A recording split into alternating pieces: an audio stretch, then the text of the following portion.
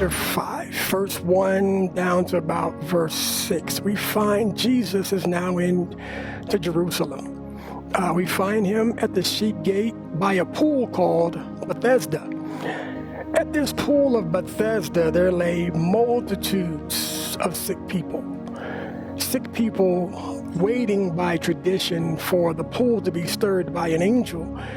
And what has been told is that the first person that jumps in would be healed of whatever infirmity they had. Jesus walks in and he sees a man that's had this infirmity for 38 years. Everybody's around, but he focuses on this one particular man. As everybody's looking at the pool, waiting for their moment, they cannot wait for the water to be troubled and be the first to jump in. Jesus begins to speak to him, and I know he has one eye on the pool and one eye on Jesus, wondering, am I going to miss my moment talking to this man? But there's something special about the man that I'm talking to. He asked him, do you want to be made well?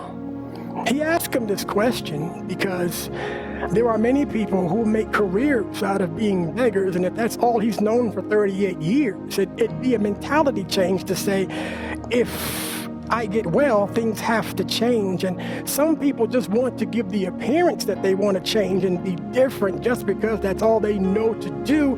That kind of keeps people quiet and leaves them alone. But in their minds, they're not ready for the change because now you have to make a life adjustment. If you're focusing on the crowd, you'll miss what the Christ is really saying to you. They were looking at the pool and not focusing on who was at the pool. Some wait for more convenient seasons. Some wait for dreams and visions. Some wait for signs and wonders. Some wait to be compelled. Some wait for a revival. Some wait for particular feelings.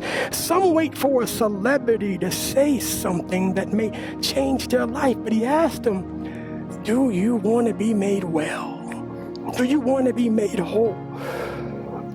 Jesus paused and waited for the answer, and the first thing he did is what we do. He made an excuse. As you can see, I don't have anybody here that could actually push me in the water as everybody else has things and people they can depend on. I don't have anybody. And he told him, well, pick up your mat and rise. Get up. Get up. He could have easily used another excuse and said, I don't know how that's possible. Look at me. Have you seen my condition? But when he looked at Jesus, he realized there's something different. I feel something different. And instead of making excuses and hiding behind the fact that he didn't have what everybody else had, he listened to the command of Jesus and he got up. He got up. And he took the mat that signified what he was in his career. As a beggar, you had a mat, and your mat was actually your office. And you sat on that mat and you begged as people walked by. But as he picked up the mat, he was signifying that I will no longer need this, because being made whole means I don't go back to what I was. I am something different. I am somebody new. I have been transformed by the renewing of my mind, and the way life used to be, it will be no more. What has just happened has changed me, and this mat is part of my history and not part of my destiny, and I'm going to get up, take it, remove it, and I'm going to move on because Jesus has told me. How many people are listening to crowds and focusing on what everybody else says and taking people's opinions as facts and as truths? But the reality of it is Jesus is speaking to us and we're not hearing him because we rely more on the tangible news and not the intangible Christ that we hear in our ears and is tugging in our hearts. If we would stop and focus on God and not focus on everybody else is wanting you to focus on, you would find your healing too. As this man found that Jesus is the answer, that Jesus is the reason, and that Jesus came that we might have life and have life more abundantly. I'm asking you to make that choice today, and I'm asking you now to just try Christ. Make him your choice. Stop listening to the crowd.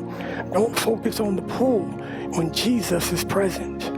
Because by focusing on what's out there, you'll miss what's going on in here. God's making the difference because He is the difference.